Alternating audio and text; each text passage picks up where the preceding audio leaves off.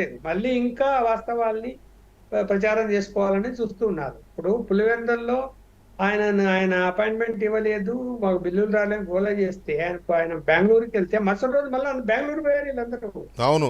అక్కడ కూడా ప్రయత్నం చేశారు ఆయన అపాయింట్మెంట్ అపాయింట్మెంట్ రాకుండా. లోపలికి రానివ్వలేదు, ప్యాలెస్ లోపలికి.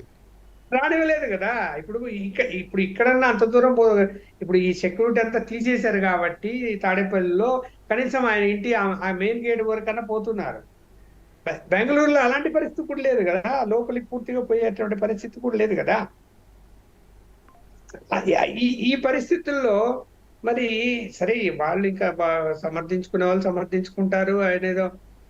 ఆయన ఏదో బాధపడిపోతున్నాడు, అందరిని కలుసుకునే టైం లేదు అంటే ప్రతి చిన్న విషయానికి ఆయన ట్విట్టర్ లో పెడుతున్నాడు కదా ఈ మధ్య కాలంలో.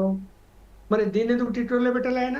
అయ్యా బాబు, నేను మిమ్మల్ని కలుసుకోలేకపోతున్నాను, రోజుకు 1000 మంది వస్తున్నారు, నాకు సమయం తక్కువ ఉంది, మీరు మీరు ఓపికతో ఉండండి, కలుస్తాను అని ఆయన ట్విట్టర్ లో ఎందుకు పెట్టలేదు? మరి అదేమంటే ప్రతిపక్షాల మీద అంటే ఎన్డీఏ కూటమి మీద విమర్శలు చేస్తూ ట్విట్టర్ లో పెడుతున్నాడు కదా ఈ మధ్య కాలంలో. మరి ఎందుకు పెట్టలే ఆయన పెట్టాలి కదా. వీళ్ళు మధ్యలో సోషల్ మీడియా వాళ్ళు ఎవరో చెప్తే కాదు కదా, ఆయన పెట్టాలి కదా. ఆయన ఎవరి కోసం పెడుతున్నాడు? ఆయన పార్టీ కార్యకర్తలు లేదా ప్రజలు, వాళ్ళ కోసము వాళ్ళని సంతృప్తిపరచడానికి ఎందుకు చెప్పడం లేదు? ఆయన చెప్పాలి కదా ఆ మాట. మరి ఎందుకు చెప్పడం లేదు ఆయన? ఇది ఎప్పుడు బెంగళూరులోకి వెళ్ళిపోతున్నాడో తెలియదు, ఎప్పుడు తాడేపల్లి వస్తాడో తెలియదు. అప్పటికప్పుడు ఏదో స్క్రోలింగ్లు వస్తాయి, అయ్యో వెళ్ళిపోతున్నాడు, వస్తున్నాడు, ఉన్నాడు అని. మరి అలా కాదు కదా. ఒక ప్రోగ్రామ్ అంటూ ఉండాలి కదా. ఈ రోజు నుంచి ఈ రోజు వరకు ఉంటాను, ఇదిగో మార్నింగ్ ప్రజల్ని కలుస్తాను, ఇన్ని గంటల నుంచి ఇన్ని గంటల వరకు రండి, కార్యకర్తలు కలవండి అని చెప్తే జనం ఎప్పుడు పడితే అప్పుడు పోరు. నువ్వు ఆ షెడ్యూల్ ఇస్తే ఆ షెడ్యూల్ ప్రకారం వస్తారు. ఇప్పుడు రాజశేఖర్ గారు ఉన్నప్పుడు, ఆయన ముఖ్యమంత్రిగా ఉన్నప్పుడు కానీ, లేకపోతే అంతకుముందు ప్రతిపక్షంలో ఉన్నప్పుడు కానీ ఆయనకు ఒక షెడ్యూల్ ఉండేది, ఖచ్చితంగా ఫాలో అయ్యేవాడు. దాన్ని మేము కళ్ళారా చూసాము ఆయన్ని. ఎవరికి అందుబాటులో లేరు అని, మాకు అందుబాటులో లేడు అని ముఖ్యమంత్రిగా ఉన్నా కూడా నాకు అందుబాటులో లేరని ఒక్క మనిషి కూడా చెప్పలేకపోయాడు. అట్లా అందరికీ అందుబాటులో ఉండేవాడు. నువ్వు మరి తండ్రి గారిని చూసి నువ్వు నేర్చుకుంది ఏముంది? రాజకీయాలకు వచ్చిన తర్వాత నువ్వు వ్యాపారం ఎలా చేసుకోవాలి, డబ్బు ఎలా సంపాదించుకోవాలి, బిజినెస్ ఎలా చేసుకోవాలి అనే దాని మీదనే చాలా కాలం బెంగళూరులో ఉంటూ నువ్వు గడిపావు.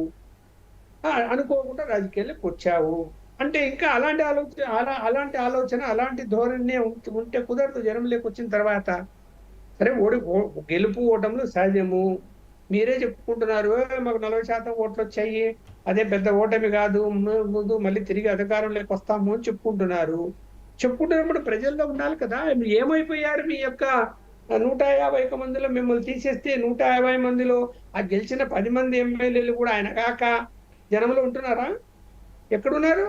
ఎవరో 3-4 కనిపిస్తున్నారు ఏదైనా ప్రెస్ మీట్లలో, ఏదో సోషల్ మీడియాలో. మిగతా వాళ్ళు ఏమైపోయారు? జనములు ఎందుకు లేరు? మీరు లేరంటే వాళ్ళు ఉండరు, వాళ్ళు ఎందుకు ఉంటారు మీరే లేనప్పుడు? వాళ్ళంతా ఏమైపోయారు? ఎక్కడున్నారు చెప్పండి. ఇవాళ నువ్వు రాజ్యసభ మెంబర్లు 11 మంది ఉన్నారు, 100 మంది పార్టీ మారాలని ఎందుకు చర్చ జరుగుతున్నది? 2 రోజుల నుంచి చాలా వేడిగా చర్చ జరుగుతున్నది, వెళ్ళిపోతారని.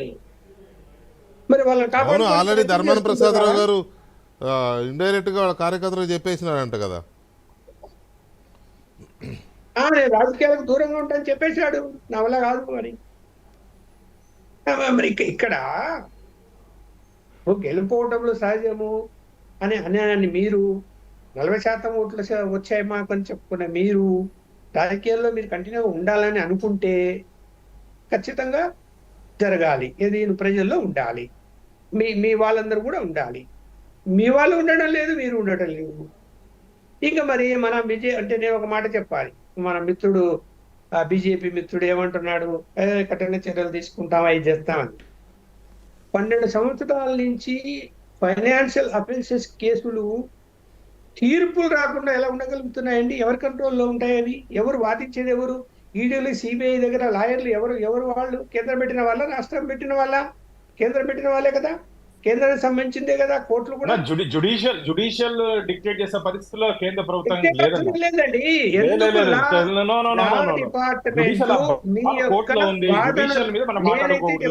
నేనైతే చెప్తున్నా, జుడిషియల్ నేను కామెంట్ చేయడం లేదు.